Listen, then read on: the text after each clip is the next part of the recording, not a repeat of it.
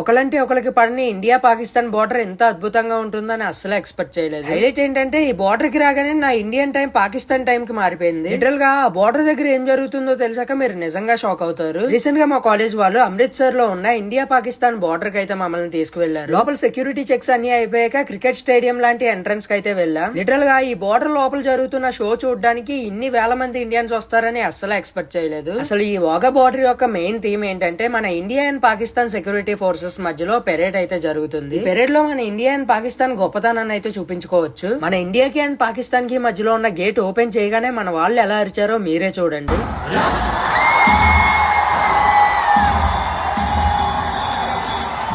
నిజంగా ఇక్కడ మన బిఎస్ఎఫ్ చేస్తున్న పర్ఫార్మెన్సెస్ చూస్తుంటే గోస్ బాంబ్స్ వచ్చాయి. అండ్ నేను ఉంటున్న ప్లేస్ నుంచి ఆ బార్డర్ దాటడానికి 100 మీటర్స్ డిఫరెన్స్. అండ్ ఆ 100 మీటర్స్ దాటితే తిరిగి రామని కూడా తెలుసు. That's it for today. For more videos subscribe to our channel.